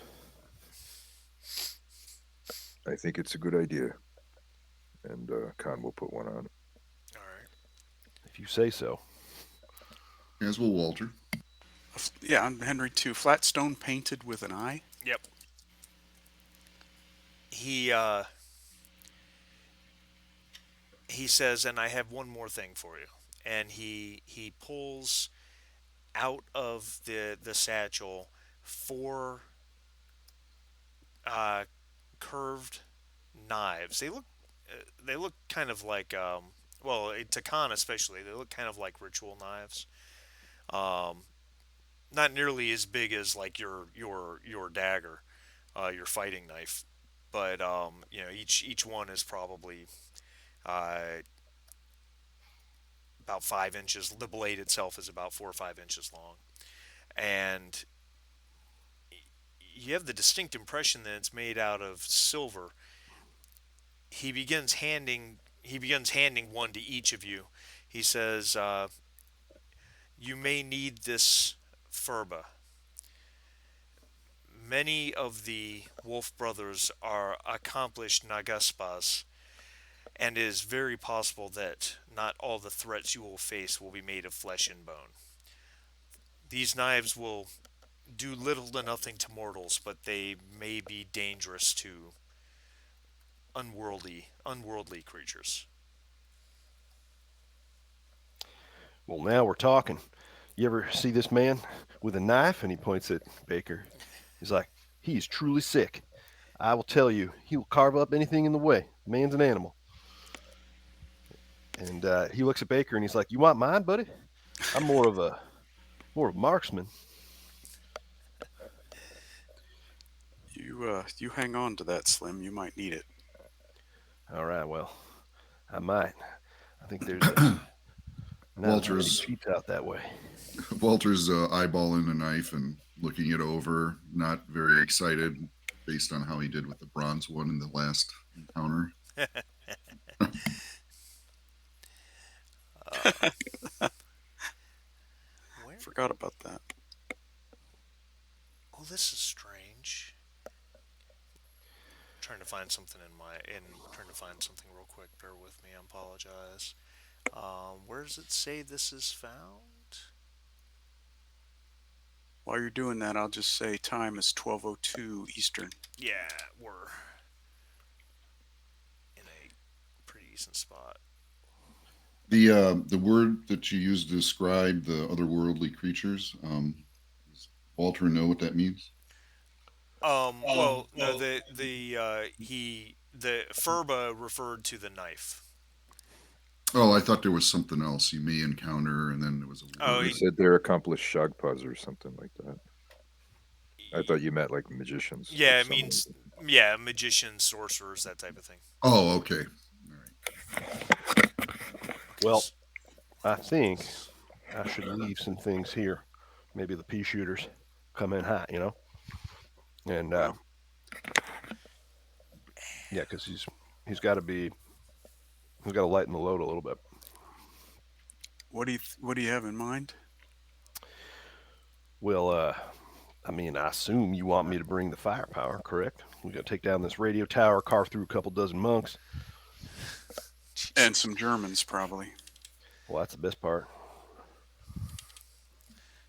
Does Slim have explosives, or just a bazooka? Just a bazooka with one rocket. just a bazooka. Okay. But there are so many times in this campaign where I hear Jane's voice in my head. Sure would be nice to have some grenades. That's right. So yeah, I think just from an encumbrance standpoint, if he's going with his flak jacket, I think he's going to take the heavy stuff and leave his light stuff. Uh, Well, when you say his light stuff, what do you have in mind? I mean his handgun. Yeah, but you know, Hmm? your bazooka's a one-use big bada boom. That's fair. That's fair. So, um, Well, I got to carry it back, Baker. I'm not leaving it there. all right. This has sentimental value.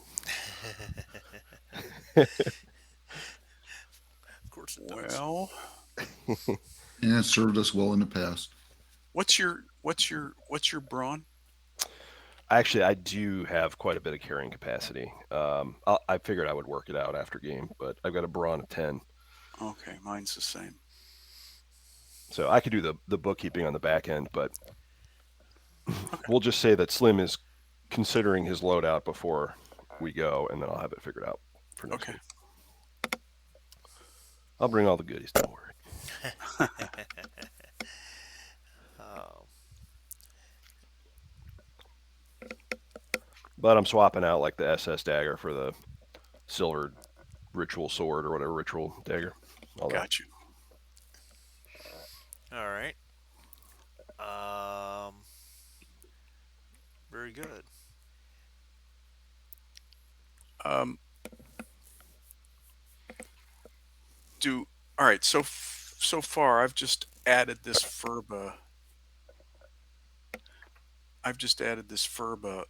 Knife to my equipment, just so I haven't lost it. Although you won't let us lose track of it, it's pretty important. Um, I'm assuming that the first time we ever have to use one of these, you'll give us the attributes to put on the sheet. Yeah, I mean, I can give them to you now. It's obviously it's type melee, focus melee weapons. Stress damage is 2 with the piercing effect. Oh, okay. Which is like my knife, my Right. fighting knife. The But only difference is this is for otherworldly beings. correct. What Okay. is it, Furba? Yeah, Phurba. Okay. Thank you. Furby except with an A. Furby. No, no, you didn't have to do that. Um, all right. So, Cool. So, um, so I guess the question is, guys, do we? It sounds like we've got all the goodies we want to get, and we've got the mission. So the question is, do we want to head off, or is it possible to delay so that um, Khan's the one with fatigue, right? correct. So maybe Khan needs to try another rest period and try and kick his fatigue before we take off. um, what is the downside of fatigue? Your complication range is increased by no, I'm sorry. Hold on. It permanently decreases your stress track by the amount of fatigue. So, Yeah, if you yeah, go on your sheet, if you raise your fatigue by 1, it reduces your total stress by 1. yeah, Okay, and he's got how many fatigue? just one. Just one. Well, So, um, well, At the can end of he the try and world. kick? Is it hmm? I mean, as possible? long as it doesn't do anything to my complications, it's really not that big a deal. No. And because I said that, I am guaranteed to die because I had one less stress Yeah. level. Well, the question is whether there's a chance to kick the fatigue once we get going. But Yeah, that's a good question too. our experience has been that sometimes there's a chance, and to sleep and kick it, and sometimes there's not. well, if we're going inside an enemy base, there's probably not going to be a whole lot of rest. All right. Well, But it is only one, but that's not my gamble to make.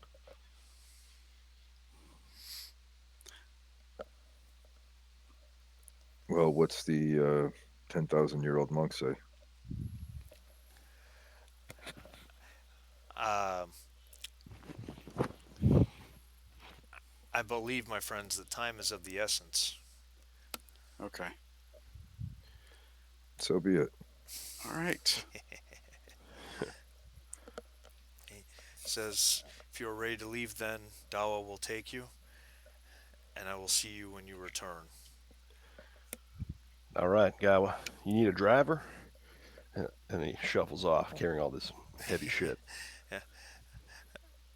Dawa, he points at the steps that go down the never-ending staircase that you guys came up here, and he says, "We walk down steps. We go to lake." Oh, son of a bitch. Well, at least we're not going up. Is this kid 10,000 years old too? um, I don't know. Do you ask him that or? Yeah. Okay. He, um, he looks at you funny and he says, "No, no, no, no, no."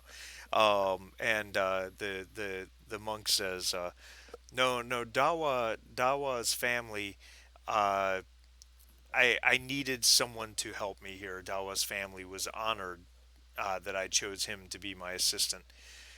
Perhaps one day he will learn some of what I have to teach him." Hmm. And Are we all thinking the same thing? God, I hope not.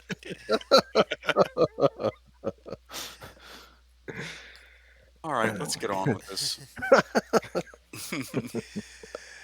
All right. So the kid hefts like a backpack, and just he just heads across the plaza towards the steps going down. Um, I really thought there'd be Sherpas. just just as soon as you start down the steps and start going through the trees in the darkness, you probably couldn't have walked more than 8 or 10 steps down before you pop out at the bottom. The plane is still there on the landing strip, though it's been turned around as if ready to make takeoff.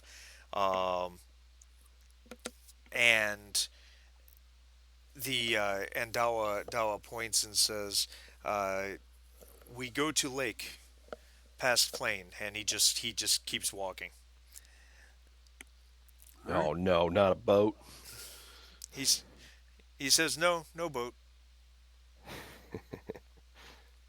Um, you guys follow him Yeah, past the sure. plane to the shores of the lake, and he says, "This it. We here. We go into lake, and we come out at other lake." He turns and Go looks. into the lake. He turns and looks at all of you. Ready? Well, wait a minute. I just cleaned these guns. He uh, he just kind of he kind of cocks his head a little bit. His eyebrows kind of stitched together a little bit. It almost seems to pout. He goes, "I not know." All right. Uh, My- Let's go, kid. He Henry's walking behind him. he holds up the little amulet that you guys were given, the leather thong with the eye on it, and Yeah. he says he holds up for you guys to see it, and he says, "Hold in hand." And Okay. he turns and he starts to walk right into the lake. All right. Henry's following him. All right. The lake is cold, and oh man. it's as you walk down into the water, and the edge of it dips off very quickly. Um, it's it rises up to your knees and then your waist, and you can't help for a moment have a set of panic, a sense of panic as you watch Dawa's head just disappear down under the water. I would like a will resilience test, discipline focus if you have it. Oh wow. Um, Difficulty is 1 or 2 if any of you have a phobia of water. No. Ooh, do not. No. Don't yet. He's got a um, phobia of submerging his weaponry in water.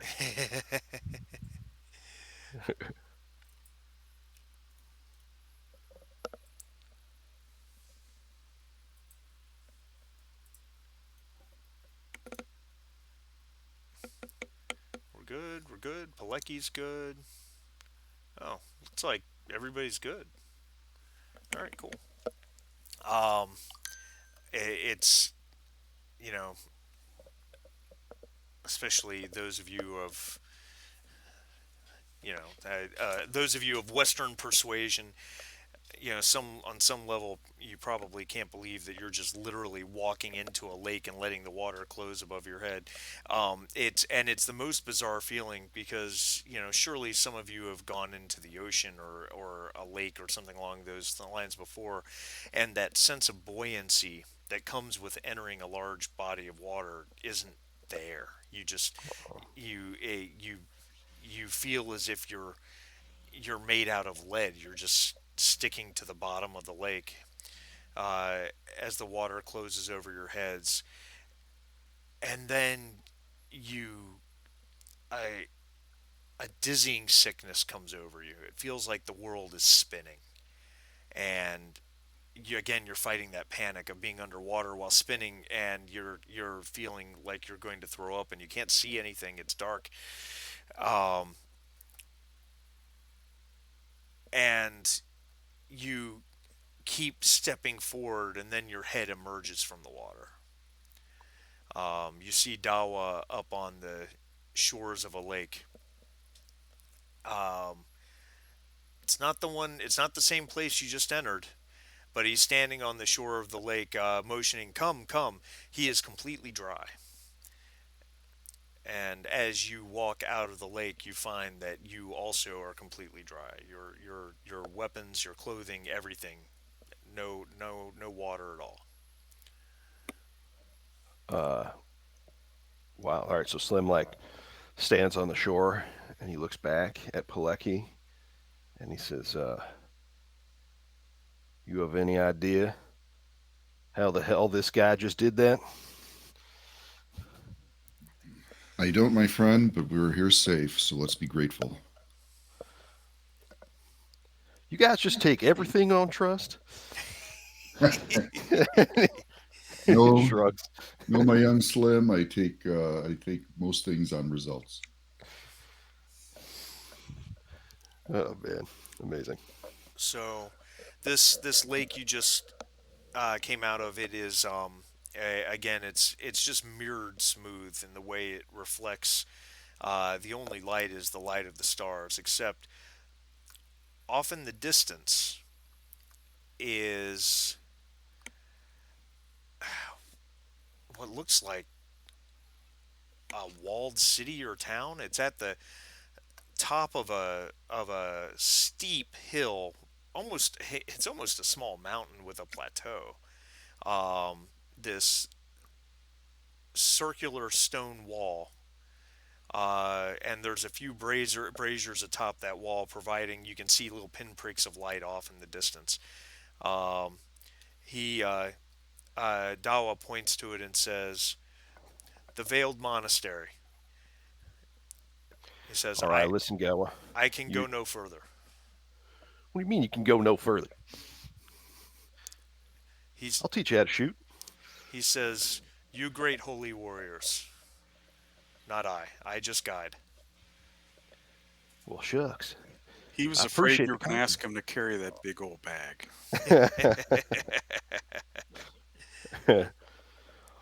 All right, kid. Beat it. Says, "I wait here for your return." All right. Well, listen. We we don't come back in I don't know 12 hours. You get yourself out of here. He he nods and he says, "We must go before sun up." Oh, we have to be back before sunup. He says, Well, "Yes." Well, "Oh, you not know." I, no, I don't know, Gawa. And he looks around. And he's like, "What the hell time is it? Anyone got a watch?" Oh, that's an interesting question. Does anybody have a watch? I'm sure you guys have watches. Yeah, I was going to do a time check last time, and I wrapped Well, up in something else, but Pilecki looks at his watch, and the hands, all three hands, are just spinning. well, Amazing, amazing. Uh, I guess he time is says, of "Oh, the great, essence. shit. All right. All right. Well, how you want to do this? Stealthy? Or we go in shooting? I think we should.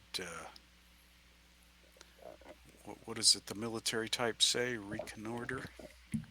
yeah. What's the terrain like again on this Um, outside of the?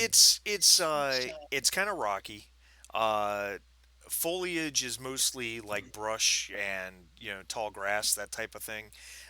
There is a road that passes not far from you that leads up that steep hill, that incline that goes straight to the to a huge front gate. And when I say huge, I mean I'm talking huge. The front gate itself is and talking not just the doors, but like the overall entrance and the portico and everything is over 100 feet wide. Mama. Um, and, Wow. and I mean, arguably, it might be hard for you to tell at this distance, but you're a long ways away, and it's really big even from this distance. So Does it seem like those in the temple would be able to see us coming out of the lake or no? probably not without any light sources. Okay. Hey guys, heads up, we got 8 minutes, Yeah, so yeah, I yeah. don't Yeah. know if this is a So natural place to pause it. I think it yeah, is. I think it is too. But I think I might next session. I may actually get a chance to use my camouflage focus. Oh, cool. Yeah, I think. Yeah, I think this is probably a good place to stop. What I might consider, or what I might suggest, is perhaps um, you guys might want to bounce some emails back and forth or text messages or something to figure out kind of how you want to proceed for next week. Sounds good. Just to kind of put together a concept of a plan. Right. Well, Um, otherwise, we'll spend the first 15 minutes next week jibber jabbering about it. 15? Oh, I think you're being generous. um, yeah, next week is the 30th. I should be on. I think I'm good to go. I'm Okay, I'm on too. All right, cool. I looking things over. I think I'm straight every. Oh shit! What day is? Hold on. I've got a con in Hampton in February, and I can't remember what Ah, week that is. There it is. Um, so I'm pretty much, yeah, I'm pretty much good for the next several weeks. The Saturday the 22nd, I've got a 1 day con, which means I probably won't be able to play Thursday the 20th, but I'll be good next week the 6th and the 13th. Cool. cool. So, all right, cool guys. Good All right. time. Thanks for coming. All right. Thanks, guys. That was Likewise. fun. Sorry for the short session, but Oh no, it's all fine. It actually worked out perfectly. We got right to the end of what I had time to prepare. awesome. So, All right, guys. We'll see you. All right, Jeff. all right, Take care. later.